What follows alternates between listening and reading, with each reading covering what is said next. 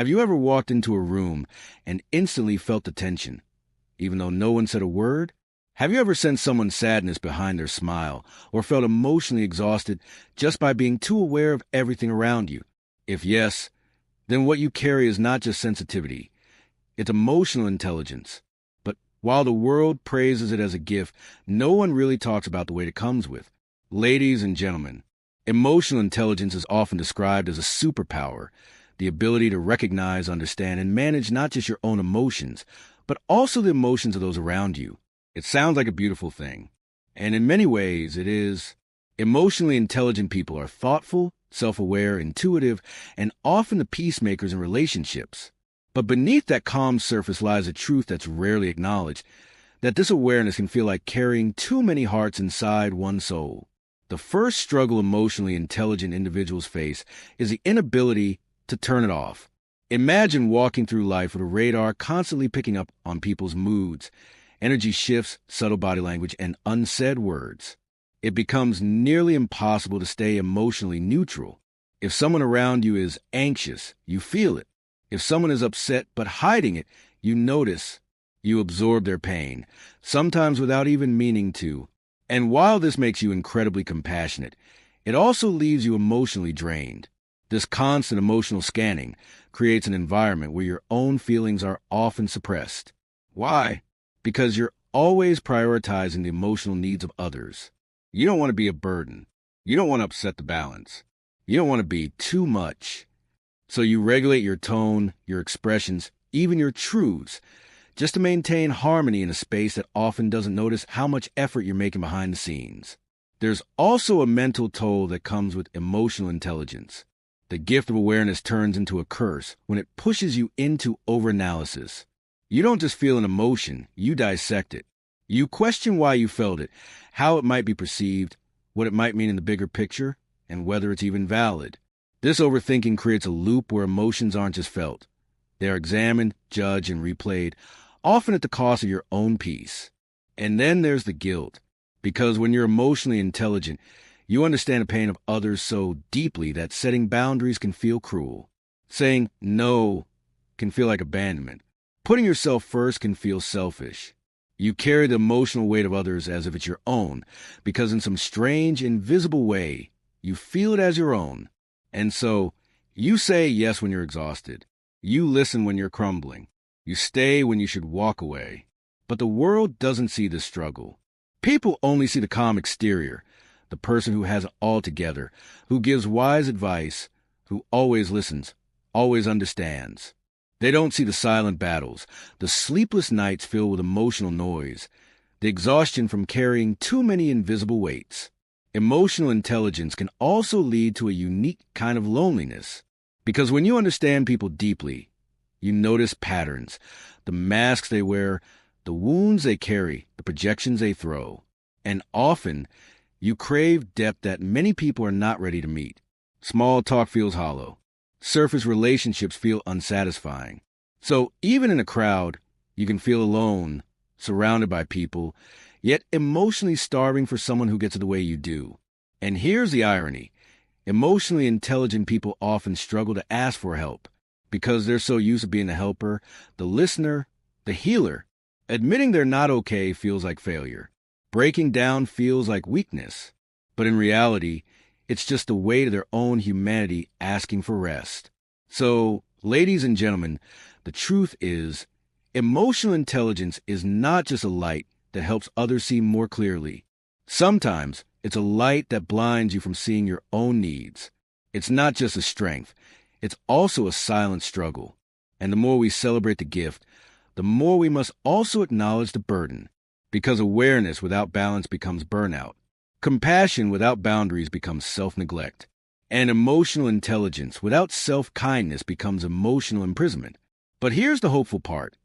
Once you understand that emotional intelligence comes with both power and pressure, you can learn to honor it without letting it consume you. You can learn to protect your energy without losing your empathy. You can stop dimming your light. Not because others are uncomfortable, but because you finally realize your light also deserves to shine inward. Emotional intelligence often comes wrapped in empathy, that deep, instinctive ability to feel the emotions of others like your own. And while it makes you incredibly attuned to what people are going through, it also makes you incredibly vulnerable to something most people don't talk about: the compulsion to please, to fix, to carry emotional responsibility for things that aren't yours. It starts innocently. You sense someone's discomfort, and your first instinct is to ease it. You notice someone's silent pain, and without even thinking, you absorb it. Not because they asked you to, but because you simply cannot feel it. And over time, this becomes a pattern. You become the one who always checks in, the one who softens the blow, the one who adjusts, sacrifices, bends, just to keep others emotionally comfortable. But in the process, you forget how to be emotionally comfortable yourself. People-pleasing, when seen from the outside, looks like kindness, and often it is. But for the emotionally intelligent, it's more than that.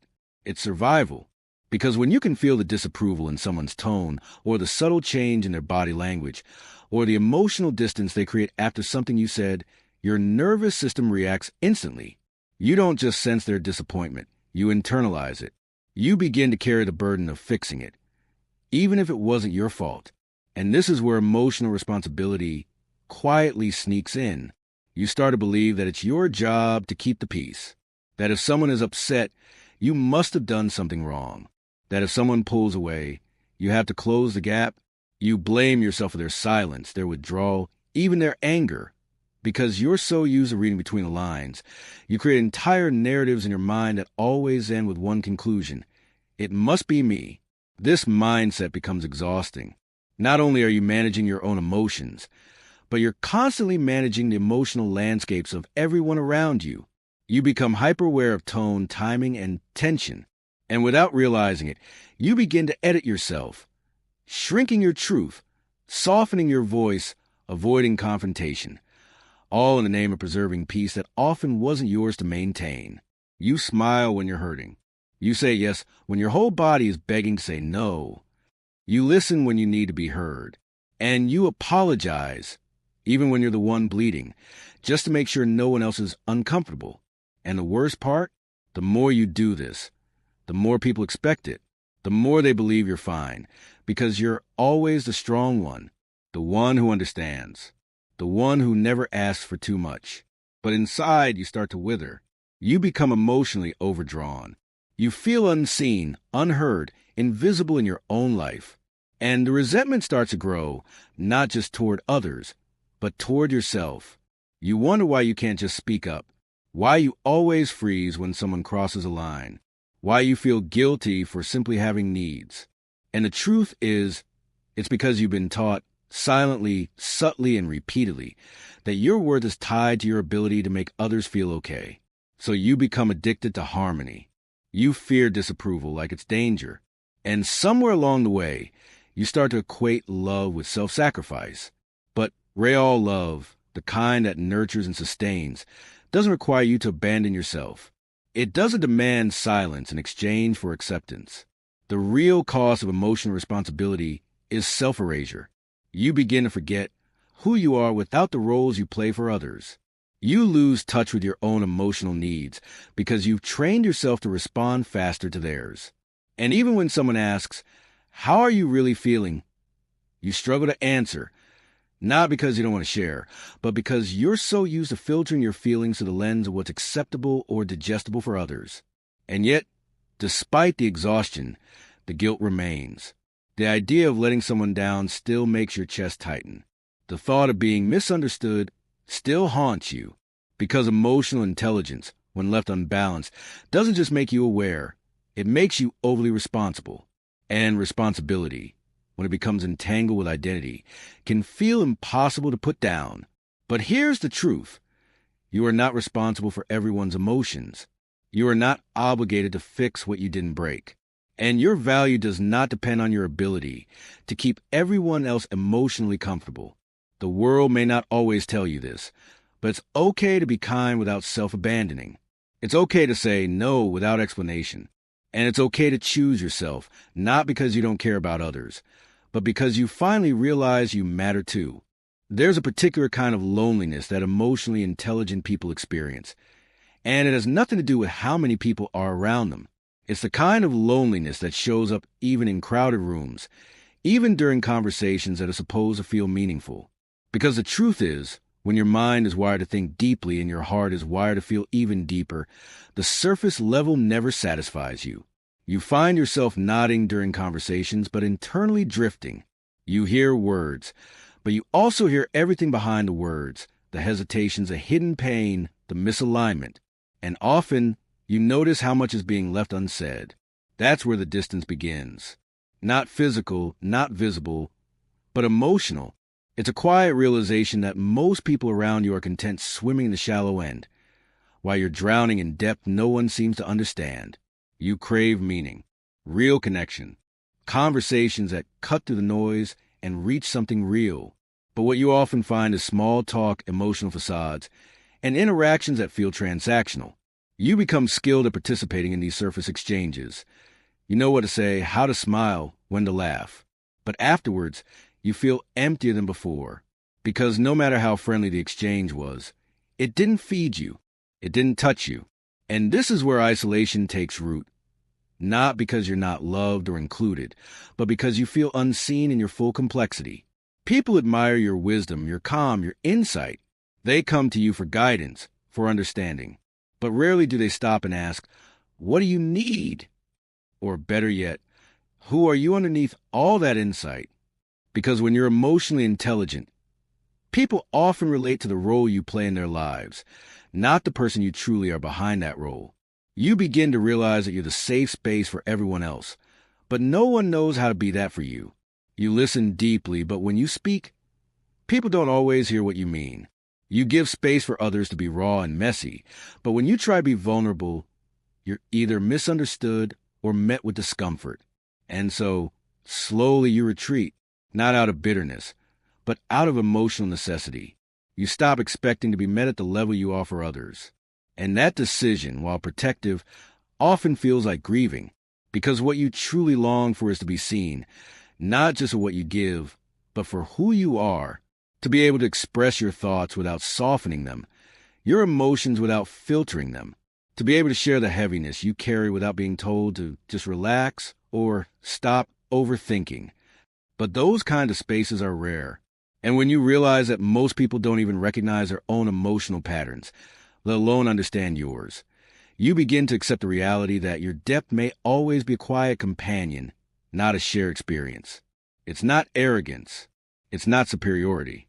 It's just that when you're emotionally aware, you live in a more textured reality.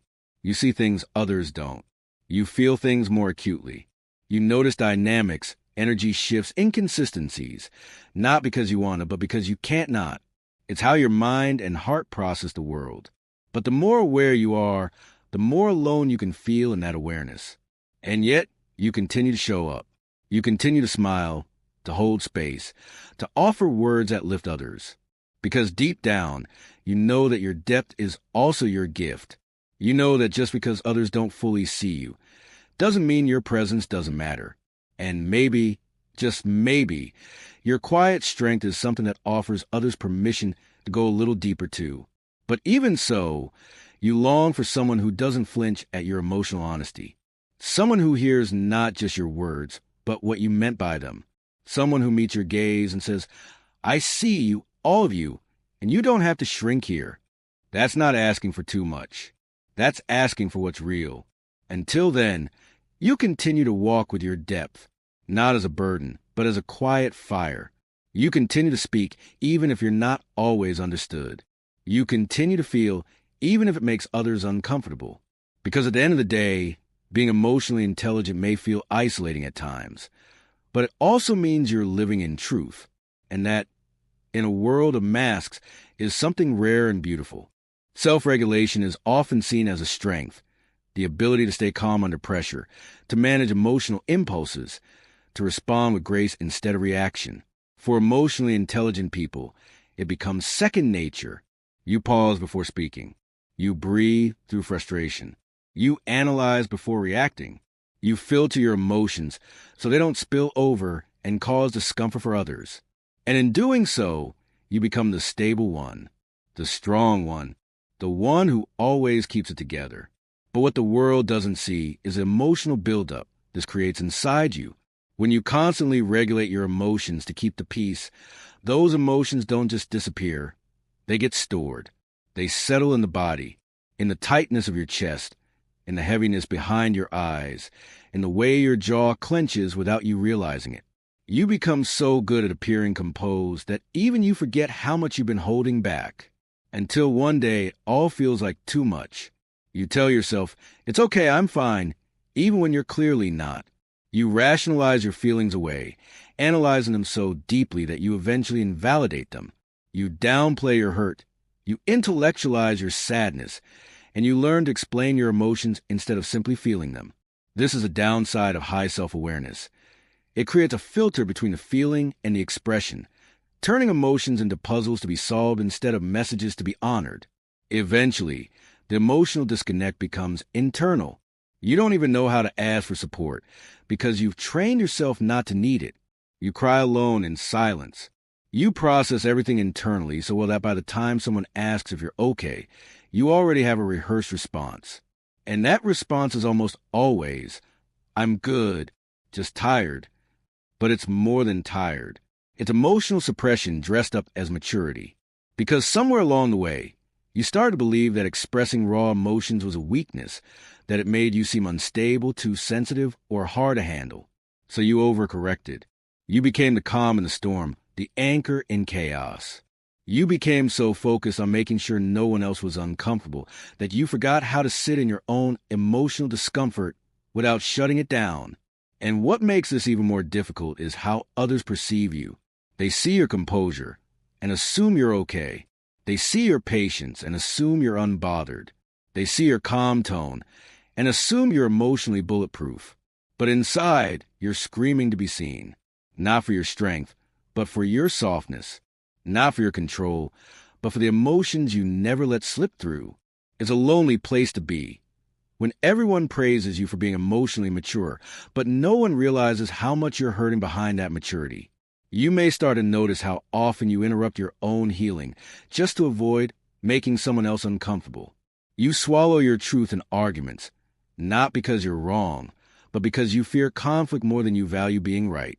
You avoid asking for emotional reassurance, even when you're drowning in doubt, because you don't want to come off as needy.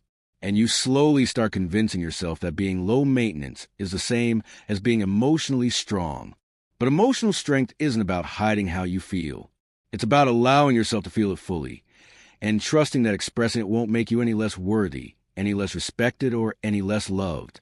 You don't have to carry it all alone just to prove that you're in control. You don't have to always be the composed one just to keep the illusion of balance. Yes, self-regulation is a gift. But when it becomes a mask, when it turns into a strategy for emotional survival rather than a path to emotional clarity, it begins to suffocate the very self it's trying to protect. You deserve spaces where you don't have to be the emotionally intelligent one all the time. You deserve moments when you can break down without explaining yourself. You deserve to feel angry, sad, confused, or overwhelmed without rushing to make it digestible for others.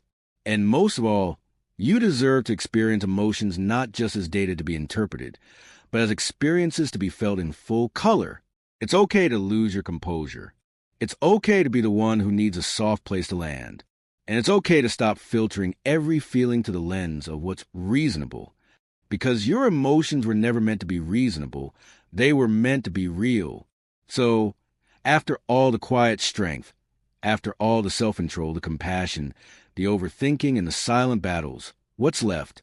A soul that's constantly aware, a heart that feels everything, a mind that never stops scanning, and a person who, despite carrying the emotional weight of the world, still chooses to show up again and again with empathy, with grace, with depth. But here's the truth most people will never say out loud. Being emotionally intelligent is not always easy. It means noticing things you wish you could ignore. It means feeling things too deeply, too often. It means carrying the burden of understanding. Even when no one understands you, it's a lonely kind of strength, because you sense the tension in a room before words are spoken. You replay conversations no one else even remembers. You break your own heart to keep someone else from hurting. And you smile through moments that quietly unravel you inside, just to make sure no one else feels uncomfortable. But just because you can carry it doesn't mean you should have to. Just because you're good at emotional regulation doesn't mean you don't deserve emotional rest.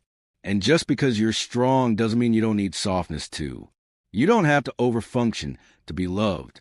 You don't have to be the calm in everyone else's storm while ignoring your own. You don't have to shrink your truth just to protect someone else's comfort.